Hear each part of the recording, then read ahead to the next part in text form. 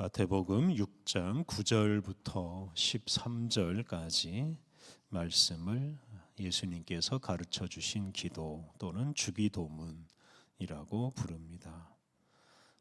그 중에서 9절과 10절 말씀은 하나님을 위한 기도 내용이고, 그리고 11절부터 13절까지 말씀은 우리 사람들을 위한 기도 내용입니다. 이 사람들을 위한 기도 내용은 단순히 우리 각 사람 개인을 위한 기도가 아니고 우리를 위한 기도, 즉 공동체를 위한 기도입니다. 예수님 말씀 따라서 우리는 우리가 속한 공동체의 필요를 위해서 날마다 기도해야 합니다. 11절에서 예수님은 우리 공동체의 양식을 위해서 기도하라고 하셨습니다. 그리고 이어지는 오늘 봉독한 12절에서는 죄의 용서를 위해서 기도하라고 하십니다. 12절, 우리가 우리에게 죄 지은 자를 사하여 준 것 같이 우리 죄를 사하여 주시옵고, 새 한글 성경, 또 우리가 진 죄의 빚을 우리에게서 없애 주십시오. 우리도 역시 우리에게 빚진 사람들의 빚을 없애준 것처럼요. 예수님께서는 죄를 사하여 달라는 기도 또는 죄의 빚을 없애달라는 기도를 드리라고 말씀하십니다. 사도신경에 나오는 것처럼 우리는 죄의 용서, 죄를 용서받는 것을 믿습니다. 하나님은 죄를 지은 사람에게 그대로 보응하지 않으시고 용서해 주십니다. 하나님이 죄인에게 그대로 보응하셨더라면 우리 사람에게는 희망이 없습니다. 이 세상에 살아남을 사람이 하나도 없습니다. 우리는 죄를 용서해 주시는 하나님을 믿고 우리의 죄, 즉 우리 공동체의 죄를 용서해 달라고 기도해야 합니다. 그런데 이렇게 죄 용서를 구하는 기도를 드리는 사람이 꼭 해야 할 일이 있습니다. 그것은 우리에게 죄를 지은 사람을 용서하는 것입니다. 하나님께 죄 용서를 구하고 죄 용서를 받는 사람이라면 그 은총을 힘입어서 다른 사람의 죄를 용서해 주어야 합니다. 이 구절에서 우리가 주의할 것이 있습니다. 우리가 다른 사람의 죄를 용서해야만 하나님이 우리의 죄를 용서해 주시는 것은 아닙니다. 다시 말해서 우리에게 어떤 공로가 있어야 우리가 용서받는 것은 아니다라는 말입니다.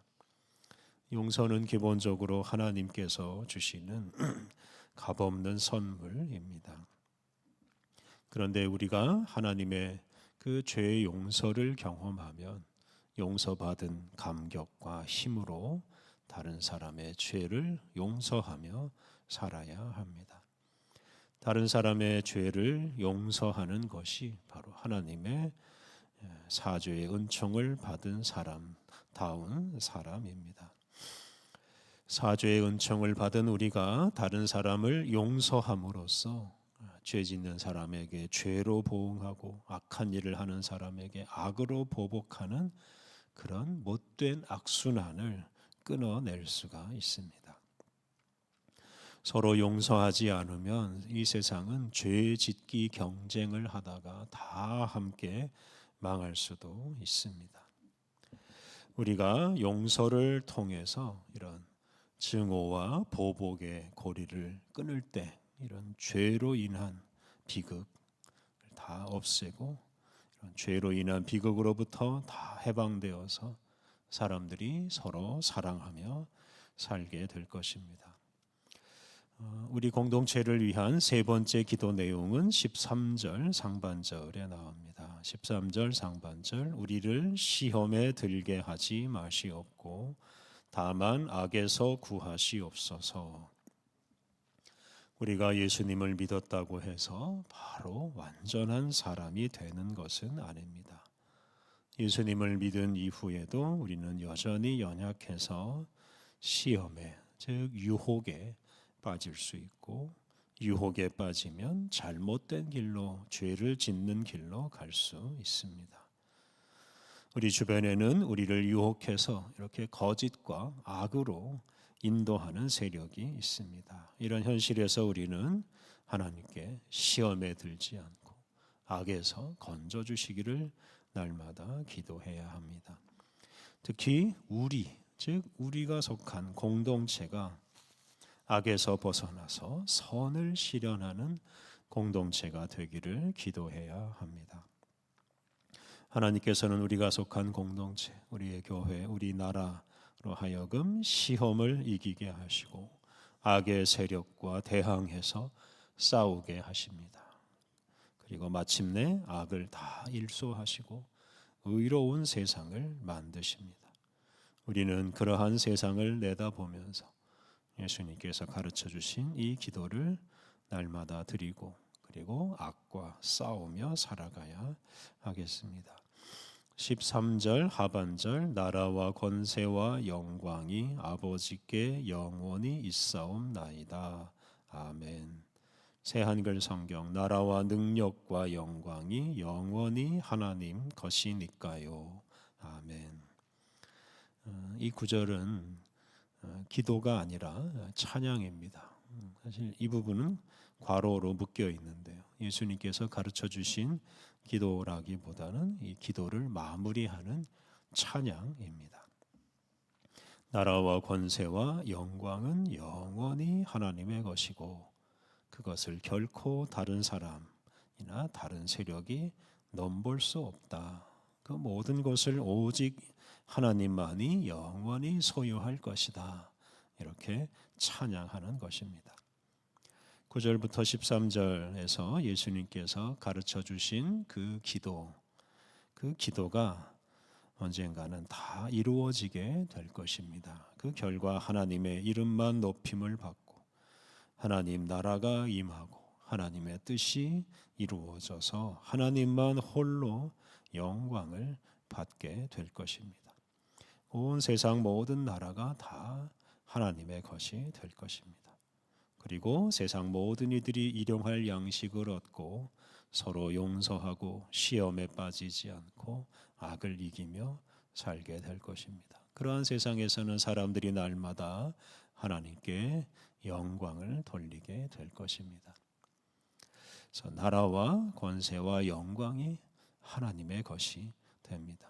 우리는 바로 그런 소망을 품고 쉬지 않고 포기하지 않고 기도해야 합니다. 이렇게 기도하는 사람이 바로 하나님 나라 백성다운 사람입니다.